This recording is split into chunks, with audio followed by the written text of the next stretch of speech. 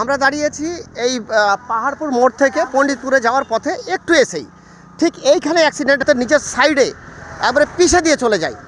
গাড়ির কোনো খোঁজ পাওয়া যায়নি। পরবর্তীতে হসপিটালে নিয়ে স্পটেই মারা যায়। হসপিটালে গিয়ে তাকে মৃত ঘোষণা করা হয়। তার পাশে যে ছিল, পাশে বসে তার সাথে যে ছিল ওর ওয়াইফ, মাত্র 2-3 মাস আগে বিয়ে হয়েছে, খুবই দুস্থ ফ্যামিলি, বাবা নেই।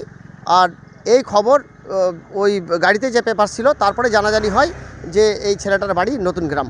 আর সেই খবর পাওয়ার পর আমরা জানতে পারি, আজকে আমরা এসে দেখছি যে যে জায়গায় অ্যাক্সিডেন্টটা হয়েছিল একেবারে নিচের সাইডে।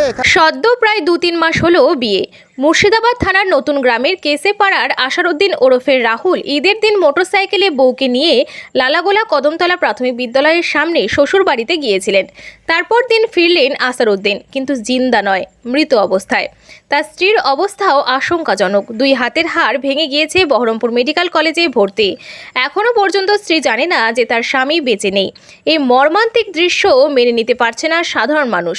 নিজের সাইড দিয়ে যাচ্ছিলেন আসারউদ্দিন। ফাঁকা রাস্তায় ঝড়ের গতিতে একটি 4 হুইলার নিয়ন্ত্রণ হারিয়ে পিষে দিয়ে চলে যায়। লালগোলা থানার পুলিশ 4 হুইলারটির কোনো হদিশ পায়নি। মোটরসাইকেলটি থানায় নিয়ে যায়। এই ঘটনা লালগোলা পাহাড়পুর মোড় থেকে একটু দূরে রঘুনাথগঞ্জ যাওয়ার রাস্তায়। আপনারা শুনুন এই ঘটনার বিষয়ে কে কী বললেন। তো অ্যাক্সিডেন্ট কোথায় হয়েছিল এবং কিভাবে আপনারা জানতে পারলেন যদি বলেন? আমি কিভাবে জানতে পারবো? আমি তো জানি না। আমার জামাই গেল বেটির বাড়ি। কবে গিয়েছিল? কালকে বড় বেটির বাড়ি গেল 3টার সময় গেল। তা আমি মনে করছি যে বেকার চলে আসবে, 5টা বাজতে চলে আসবে বাড়ি। জানি না যে বেটি জামাই লালগোলার দিকে গেছে, ওদিকে গেলছে। তো আমি জানি না। আমি বেকার মগরবের নামাজ পড়েছি, নামাজ পড়ে কোরআন শরীফ পড়েছি 1 পারা। পড়ার পরে আবার আমি এশারের নামাজ পড়ছি। এশারের নামাজ পড়ে আমার 3 রেখাত বেতুর আছে খালি বাকি, 2 রেখাত আবার পড়া হয়ে গেছে, 1 রেখাত বাকি আছে। তখন আমার ভাসুরের মেয়ে দৌড়াতে যাচ্ছে, রুহিদা দিদির অ্যাক্সিডেন্ট হয়ে মরে গেছে। আমি নামাজ পড়নু, তা আমি একদম কঠোর হয়ে নামাজ পড়নু।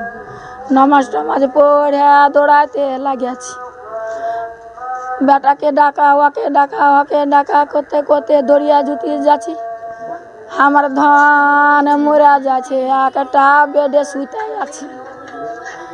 আমার জামাই বেডে একদম মুছে যে দেহ হয়ে শুতে আছে। ওখান থেকে আপনারা এসে কোথায় গেলেন? কোথায় একদম টিস্টপুর চলে গেল, হসপিটালে একদম ডাইরেক্ট হসপিটাল। এখানে হসপিটালে যাচ্ছি, যে ঘরে মুছা পাছা করে সেই ঘরে ঢুকতে যাচ্ছি।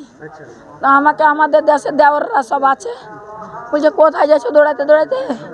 এ তো আপনার জামাই শুতে আছে। বলছে আমি যে আমার জামাই শুতে আছে। কেন আমার জামাই শুতে আছে? বাঁচা না বলছে না, শেষ নিশা লিয়েছে। বলছে আপনার ভাই তো মারা গেছে তো অ্যাক্সিডেন্টে। তো আপনারা কিভাবে জানতে পারলেন বা কোথায় অ্যাক্সিডেন্ট হয়েছিল? আমাকে একজন খবর করে, আমারই মামার বেটা 8টা 23 নাগাদও আমাকে ফোন করে। আচ্ছা। তো আমি সেই কলটা রিসিভ করি 8টা 27-এ। ওকে দ্বিতীয়বার ব্যাক করি, তখন ও বলে যে আশিরউদ্দিন নামে কেউ একজন আমাদের নতুন গ্রামের অ্যাক্সিডেন্ট হয়েছে। তো আমি তো চিনি না। ভাই তুমি কাউকে চিনো নাকি আশিরউদ্দিন নামে? তো আমি বললাম যে আশিরউদ্দিন তো আমার নিজেরই ভাই রে, তো রাহুল ভাই। তো কী হয়েছে? তো একটা বড় সড়ো অ্যাক্সিডেন্ট হয়েছে। তো আমি বললাম তাহলে খবরটা নিয়ে সঠিকভাবে যান, আমরাও খোঁজ খবর নিই। যে তারপরে তার মিনিট 5-এর মধ্যে 4 সাইড থেকে বিভিন্ন রকম মেসেজ থেকে আমরা রেসপন্স পাই যে হ্যাঁ ওখানেই একটা দুর্ঘটনা ঘটে গেছে। আমরা সেই পরিপ্রেক্ষিতে আমরা চাচা কোথায় সেটা মানে সবাই বলছে সিকান্দার নগর নাকি একটা জায়গাটার নাম। তো ওখানে কী করতে গিয়েছিল? ওর শ্বশুর বাড়ি হচ্ছে লালগোলা ফুলতলা ওই এলাকা আর কি। তো ওরা কদমতলা, সেখান থেকে ওরা আসছিল অন্য কোনো বাড়িতে কোনো অনুষ্ঠান বা কোনো একটা। কবে গিয়েছিল আপনার ঈদের দিন। আর দুর্ঘটনাটা কখন ঘটেছে? দুর্ঘটনাটা ঘটেছে সম্ভবত আমাদের টাইম অনুযায়ী 7:30টার পরের মধ্যেই হয়তো হয়েছে, এরকম একটা সম্ভবত। মানে আমরা ইঙ্গিতটা যেটা পাচ্ছি। বিয়ে কবে হয়েছিল? বিয়ে 3 মাস পেরিয়ে 4 মাসে পড়েছে। 4 মাস। তাহলে ঈদের জন্য গিয়েছিল শ্বশুরবাড়িতে বেড়াতে, তাই তো? ওর স্ত্রী ওখানে ছিল, ঈদ উপলক্ষে গিয়েছিল। আর ননদের ছেলে ফোন করলো, মামি তোমাদের ওখানকার কাহুরি রুহি দাদা বাড়ির নাম্বার আছে? তা আমি বলছি কেন বাপ? তা বলছে যে মামি দেখো দিনে আসিরুদ্দিন নামে কেউ অ্যাক্সিডেন্ট হয়েছে নাকি। আমি ওখানে ফোন লাগাই, ফোন লাগার পরে তখন আমাকে বলছি যে বিহাই ওখানে আপনাদের আসিরুদ্দিন নামে কেউ অ্যাক্সিডেন্ট হয়েছে? তা বলছে আমাদের বংশের কেউ নাই, আমার ননদের ছেলের নাম আসিরুদ্দিন আমি জানি না, রাহুল বলে ডাকে, রাহুলই জানি। তারপরে তখন আবার আমাকে দ্বিতীয় ব্যাক করছে যে রুহিদা মরে গেছে, রুহিদা রাহুল একসাথে মারা গেছে। আবারও ফোন কাটার পরে আবার ফোন করছে যে না রাহুল মারা গেছে। তখন আমি আবার ছেলেকে ফোন করছি যে যাব্বার আমাদের রাহুল মারা গেছে, রাহুল আর নাই। আমরা শটাম করে বেরিয়ে চলে আসি কাঁদতে কাঁদতে যে আমরা যাব, এরকম কান্না করতে করতে চলে আসলাম। যে এখানে ননদের আমি বলছি যে এই চলো আমাকে নিয়ে যাব্বার বলছে মামি তোমাদেরকে যেতে হবে না, আমরাই যাব। কিন্তু কিভাবে মূল আমরা এই তদন্তই নিব যে কিভাবে মারলো, কে মারলো, কার আক্রোশ ছিল এত। আর যে গাড়িতে অ্যাক্সিডেন্ট হলো সে গাড়ি আমরা কেন ধরতে পারলাম না? এত মিডিয়া হয়ে এত থানা থাকতে সব কিছু যদি আমাদের আইন আদালত থেকেও যদি আমরা না পারি, তাহলে আর আমরা আইন আদালত কি মানবো, কি মানা যাবে আর কি মানবো, কোথায় যাব আমরা? আইনের ভরসায় কোথায় আমাদেরকে পা দিব? যে আইন আমরা মানছি সে আইন তো আইনের মধ্যেই থাকছে না, টাকা দিয়ে তো মুখ বন্ধ করা হচ্ছে। এই বিষয়ে লালগোলা থানা থেকে কোনো রেসপন্স পেয়েছেন, কিছু বলেছে?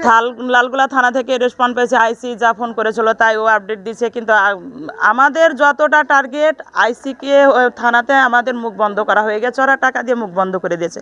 আমরা 105 এটা করছি যে থানাতে মুখ বন্ধ করে দিয়েছে।